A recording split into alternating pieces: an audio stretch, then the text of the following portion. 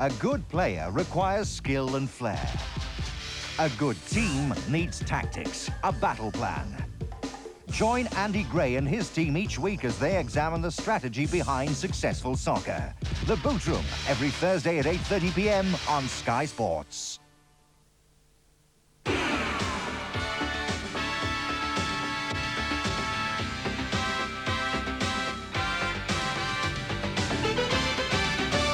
This is Sky Sports, a part of the British Sky Broadcasting Network. The Club Show is proudly presented by Ford.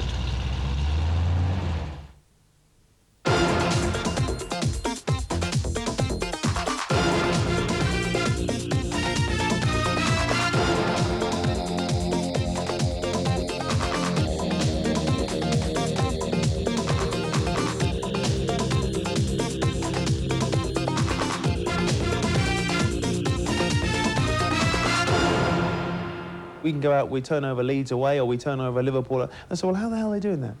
Our financial structure is not as big. Our overheads in wages is nowhere near as big. We don't have as many star names, even though we do have a lot of star names now. We go over, nice little bunch, we stay the night at the hotel, turn somebody over, come back again. That's great. A building starts in the footings. You dig your footings out, you put your concrete in, and then you start building the bricks up. And from now, like, up to the game, that's what we do. We put layer on layer on layer, and when it comes to it, it's like...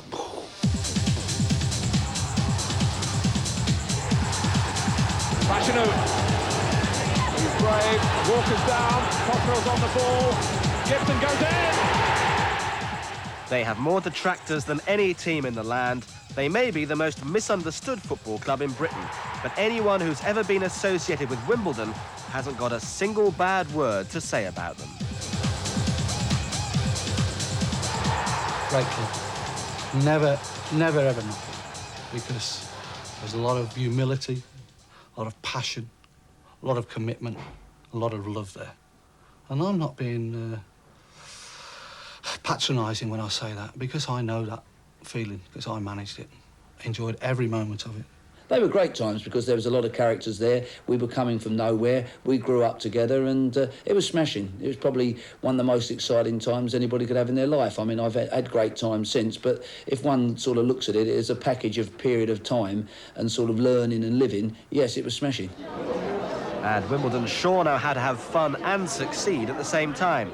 At the David Lloyd Centre in Rains Park, a leisurely day was passed after a great cup winner Everton in preparation for the visit of Liverpool in the league. The whole club seemed to be there, including 82-year-old chairman Stanley Reid and the owner Sam Hammam. Are you joining us for the workout? What? We're having a workout. Are you joining? No. Come on, boss. Well, I'll come and look at you. I'll come and have a look at you. But Sam missed you. I know. Bloody well missed you. I can't. It was helpful. Got beat twice. Give me the word, Fash. His mother got beat about 6 times. Just give me the word. All the last it, won every race. Won a race last. Well, Fash was too busy giving the word to the Sunday Times football correspondent, Tony Francis. One of my loves is music. Funnily enough, the only reason why I actually took up that directorship of Kiss of M because of Richard Branson. Yeah. Because he's somebody who I admired from the entrepreneurial guy. Very sharp, one step ahead. Yeah.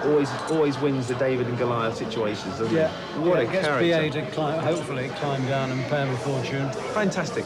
And this is what typifies the Wimbledon spirit. We are the sort of the David and Goliath situation, time after time after time it comes, you know, and so it really would have been ideal if we'd have had someone like Branson sponsoring Wimbledon, really. Yeah. His sense of humour and our sense of humour are very, very similar. John Fashanu is football's first player president. He runs 3 companies and presents television programmes, and he knows that couldn't have happened away from Wimbledon. If I had gone to Arsenal, yeah, I might have a few more trophies in the cabinets, but I certainly wouldn't have any money, that's for sure. Staying here at Wimbledon, they can't say at Arsenal, I wouldn't have built up the profile particularly. I don't like to particularly talking about myself because it'd be nice to talk about the other boys, but I wouldn't have been able to build up the profile which I've been able to do. I wouldn't be able to be doing my own television shows, doing gladiators, running radio stations, running companies, doing the things I've been doing. I wouldn't be sitting here in an apartment like this. I'd probably be sitting in the North Bank somewhere with 2 and 6 in my pocket, and that's no disrespect, but it's a different ball game, you know? You have to say, what do you want? I mean, we know, and there's a lot of players out there who've got maybe 50, 60 England caps, but then that doesn't pay your mortgage. One man, more than any other, has created this enviable, relaxed atmosphere and unique spirit, and that's Lebanese businessman Sam Hammam. He bought a controlling interest at Wimbledon in 1977, the year they were elected to the Football League.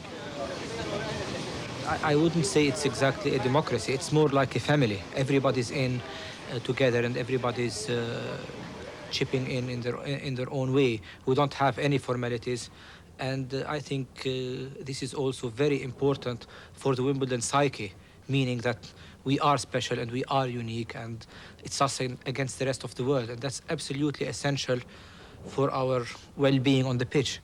It must sometimes seem to Wimbledon they've no friends at all in the game. The headlines they make are rarely complimentary, but funnily enough, this does seem to work in their favour. Oh, we love that. Yeah, that's what gives us our camaraderie. If they aren't knocking us, then they're knocking somebody else. We prefer them to knock us. You know, if you come back and you give us a whole lot of abuse in the papers, wherever it be, on the television, whatever, that's great, because we just go into ourselves, we've got the strength. Sam will put the family arm around us all and protect us. I mean, Sam and the chairman are two tremendous characters, and they both live and die for the club. The chairman's a one-off. I don't think there's another chairman like the chairman we've got in all the leagues. He's a super character. He loves his football, and he's very proud to be chairman of Wimbledon Football Club, like everybody else is. We played one match and we scored a goal, and everybody's jumping up on each other, and they look round and Sam's in the pile-up as well. You know, if we go out together, we go out clubbing wherever it will be, Sam will come out as well. We've got the chairman. The chairman is, what, 82, I think? We'll go out to a nightclub, all the boys, when we're in Tenerife. We go out till 6, 7 o'clock in the morning. The chairman is still at the bar dancing with the boys. Vinnie Jones, one of the original Crazy Gang, is in his second spell at the club now, and he more than most has benefited from the protection that Wimbledon gives its players. They won't be laughing when they see me start serving. I've been to a few clubs, obviously, played under some good managers. It's been very professional, and if you like, we're professional here, but you get away with a lot more than you would at other clubs, you know. Ice! All the clubs I've been to, I think, more or less every one. I haven't, like, kept in with, like, mates with any of the players. Really close mates when you're there with them. When you actually leave, you know, you haven't got any, you know, you find out they're not that close. And, like, when I left here, I was always go out to Wisey and Fash. I've always kept close with them too. And I think at Chelsea, like, say Andy Townsend, I've kept, you know, quite close mates with. But, you know, all the others, you know, not really. But here, it's like, you know, like your local, really. This club is a hard-working club, and everybody here pulls their weight. It's a very democratic club. We sit down and discuss things. I.e. as a group with the players. We talk about it. They're very hard-working, and hopefully we'll continue to be successful. And we want to keep the success going because it has been a success story. And the pinnacle of that success came in 1988 when Wimbledon beat Liverpool in the cup final only 11 years after election to the league. Bobby Gould was the manager then, and he's got one cherished memory of that day. To be perfectly honest, it's of leaping off the bench when Dave Besant created history by saving the first penalty in an FA Cup final at Wimbledon. And Don Howe pulling my shirt tails back, shouting, "Gouldy, Gouldy, sit down. There's still a hell of a long way to go yet." I mean, to be fair, when we got to the final, if the truth was known, there was a couple of us had bets against us. And, like, there was a few 3-0s, 3-1s against us, you know, like tenors here, tenors there. And, like, there was, you know, that was part of the crack for us, you know. We were training till 6 o'clock on the eve of the cup final. And then me and Wisey were up at 6 o'clock in the morning. His old man won about £5 grand, I think. My old man won about 3. You know, they backed us. The owner, Mr. Sam Hammam, his wife, Nida, and their family, the chairman, Stanley Reid, and the directors deserve a great, great deal of credit because they created it. Harry Bassett, Dario Gradi helped them on the way. Don Howe and Bobby Gould turned the troubled teenager into a football club, and it's still gone from strength to strength. That's right, and along the way, Wimbledon have sold almost £11 million worth of talent, yet, contrary to popular belief, they don't have to sell to survive. We've never, ever had to sell anybody. We only sell when we are ready to sell. But it is a fact that some sale must take place every now and then to balance the books. But we've never had our back against the wall where we had to sell this week or this month or this year. We're always relaxed about that, and we sell when we have replacements for those we sold. And when it comes to finding those replacements, there's no shortage of advice from former managers for what Sam Hammam calls the team of the century. We had Bobby Gould on the telephone the other week saying, you know, how are you doing at the moment? I think it'd be best if you buy this player or do this. He's still talking like he's the manager. We brought Ray Hartford home from Blackburn on last week, Saturday, and Ray's still talking like he's the manager. You know, you speak to Don Howe, he's the manager. We've got 5 managers. Dave Bassett calling me up, telling me, what's Jonesy doing? Give him a kick up the bum. And I just hope and pray that that club goes from strength to strength, because it enables every football club throughout the world, to try and epitomise what Wimbledon have done. And that's just like Cinderella.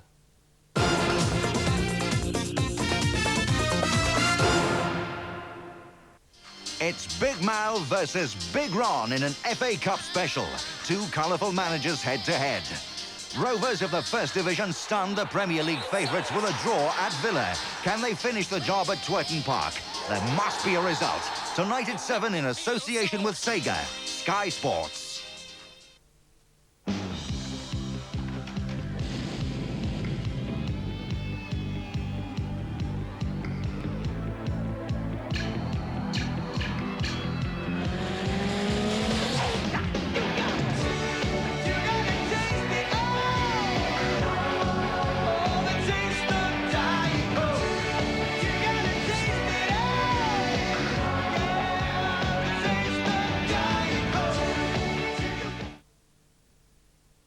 You've probably noticed that ads for John Smith's bitter tend to concentrate on the beer.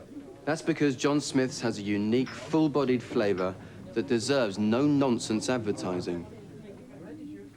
In fact, it's been a constant battle to keep the ad people at bay with all their gimmicks. But thank goodness, John Smith... Oh, very clever. Oh, no.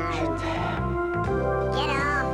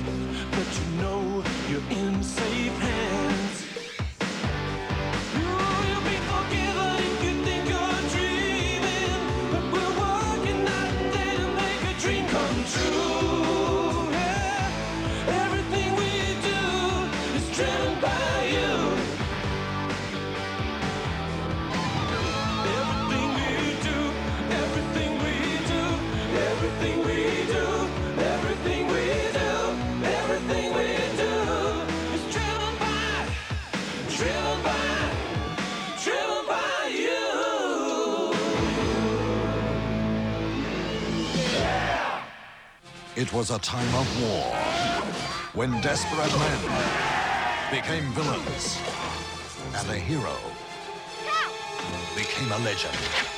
There is only one man who can heal the wounds of this land. Robin Hood! Morgan Freeman, Christian Slater, Alan Rickman, Mary Elizabeth Mastrantonio, and starring Kevin Costner as Robin Hood, Prince of Thieves. Saturday night at 7 on the Movie Channel.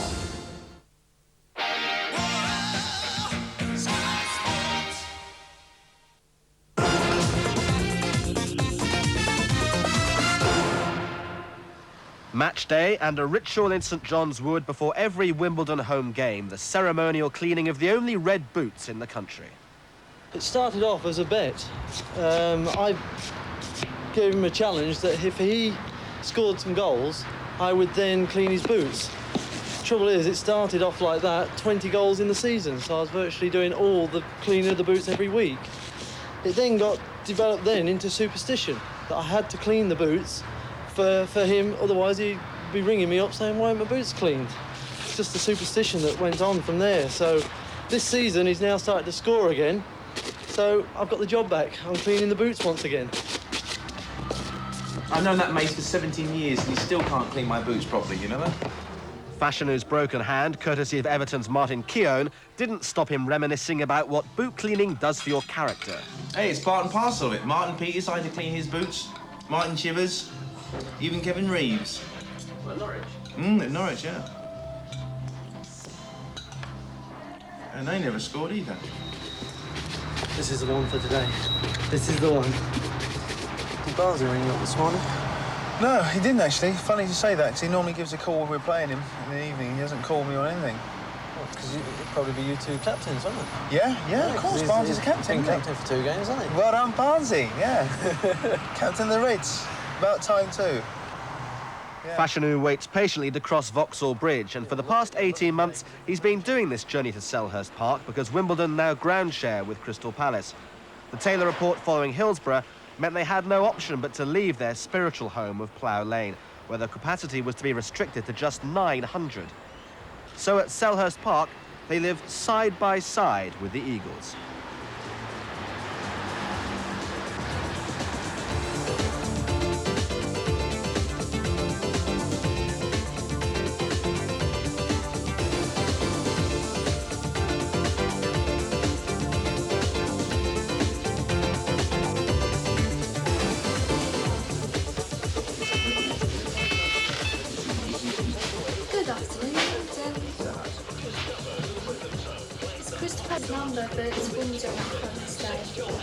Yeah, it can be confusing, but for the moment at least, Sam Hammam is convinced it does have its advantages.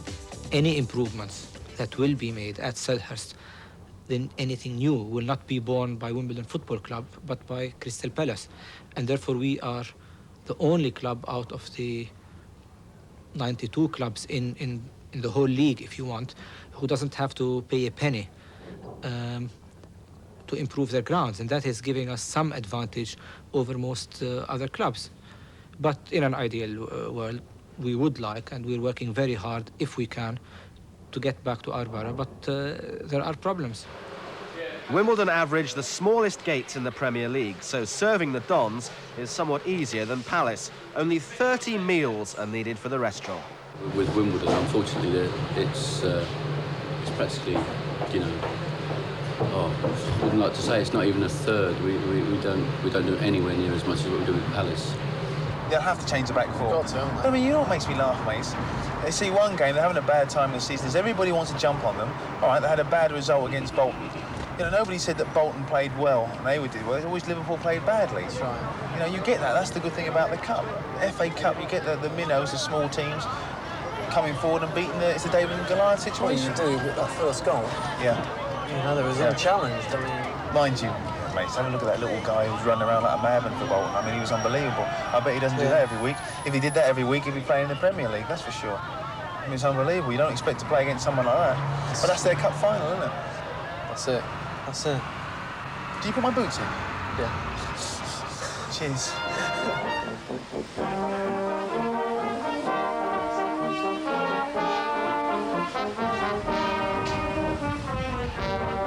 You saw the footballers show with Andy Gray the other day. Yeah. Yesterday.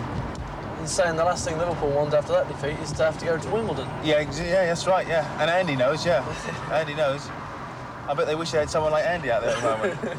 You know, the good thing about Andy is Andy knows when they were talking about, I think it was a referee, Neil Midgley, I think it was, who was saying that I'd clashed with Kevin Moran. So that I did it deliberately. Good thing about Andy, I looked at Andy didn't say a thing, because he knows, in his time, he used to put it around more than anybody. So he knows, I always know he's on my side. Andy, different class. Different class. I'll back you all the way, Andy.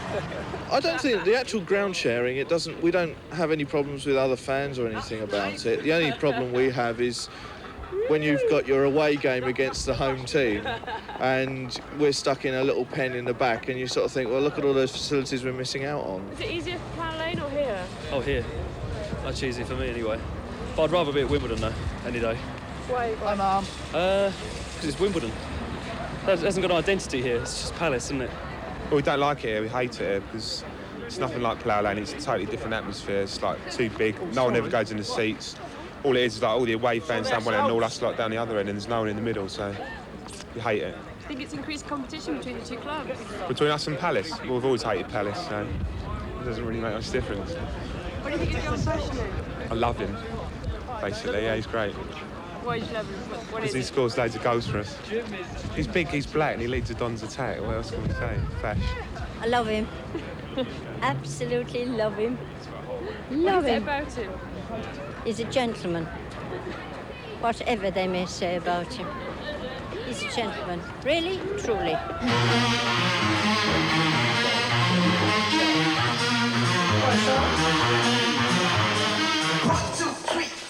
When we started to get a blast off, I think was Anfield away, and we beat them 2-1. So then it's something, oh, we'll get a blast up, bomb, we've got to have it every game. You know, and we get it nicked every now and then, they're like £200 a time. But whereas before I used to have to buy all the batteries, the tapes, the CD and whatever, now the club have adopted that and they actually buy it. So it's part of, as you say, it's part of Wimbledon now, it's part of, you know, it's part of the kit. Well, you haven't got the financial power to be able to go out and buy John Barnes or go out and buy Ian Wright or Dean Saunders, the best players in this country. You know, we haven't got that financial muscle to be able to do that. So you've got to get a little bit extra out of the boys. So when you've got them there with the music, everybody suddenly looks around, everybody's more relaxed. Wimbledon ran out knowing a rare double was on the cards, having already beaten Liverpool 3-2 at Anfield. But, John, what about those red boots? I'm not running around there like a plonker wearing red boots for the sake of it. You know, you wear red boots because the sponsorship was good and it's something different and I wanted to do that. Of course you're going to be a target. You know, I'm 6'2" and I'm black and I put myself around a little bit. So I'm going to be a target the same as other players are going to be a target. Vinnie Jones is 6'2", he's white and has a skinhead haircut and generally thought about as a bit of a tough guy. So he's going to get stick. But that's part and parcel of it. We certainly don't mind that. Well, Vinnie wasn't going to get any stick this time. He was serving a 2-match suspension.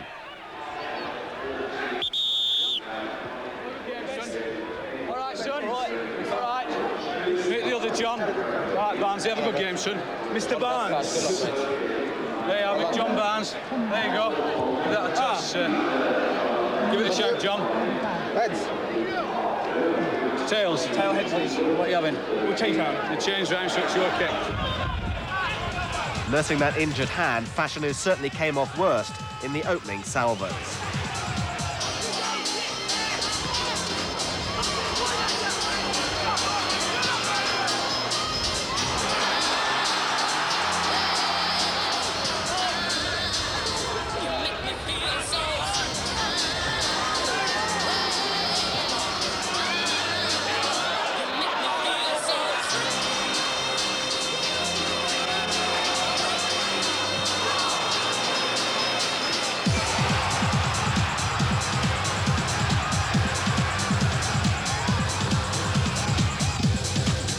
But then, against the run of play, Steve Cottrell got free of the Danish international defender Picnic, and the Dons won a penalty.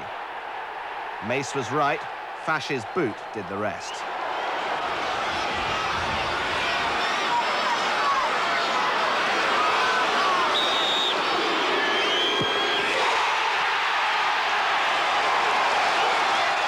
And short of taking the penalty himself, Sam Hammam was, as ever, as near as it's humanly possible to be to the action.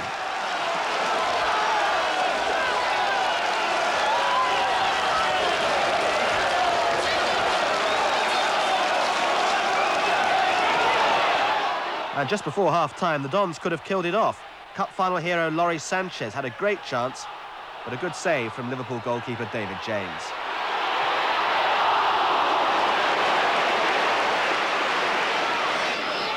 Into the second half, James again saving Liverpool after a fine run by Clark.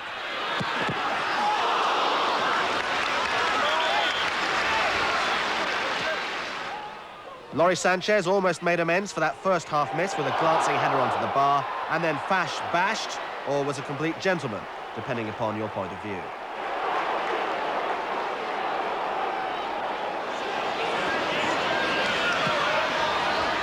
Another defensive mix-up almost allows Steve Cottrell to make it 2-0.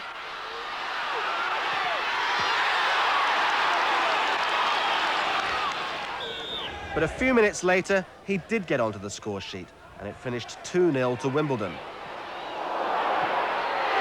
They're still in the bottom three, but the future does look reasonably bright. Whether at Selhurst Park or anywhere else, Sam Hammam has a 4-point plan for success. Our number one aim is to continue to be financially viable, and our second most aim is to hopefully try to reach some conclusion on hopefully to try to go back to our borough. And our third priority is to hopefully stay in the Premier League. And our fourth priority is to win the FA Cup, which we're still participating in. We're really under pressure down here, all this and that, eh? That's the old champagne, isn't it?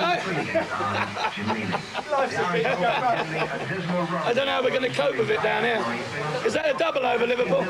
Come on, lads, here we are. Great, absolutely brilliant. Come on, here we are again, happy as can be. All good pals and jolly good company. Never mind the weather, never mind the rain. Here we are together, whoops, we're at it again. La-di-da-di-da, la-di-da-di-dee.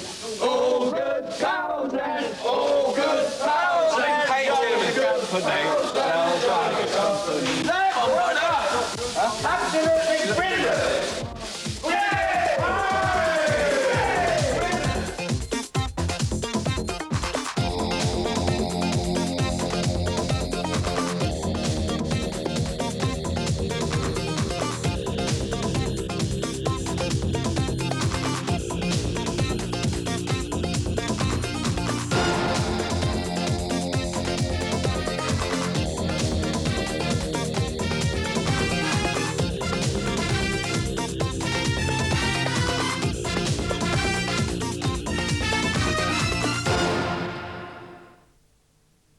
The Club Show. Championship in the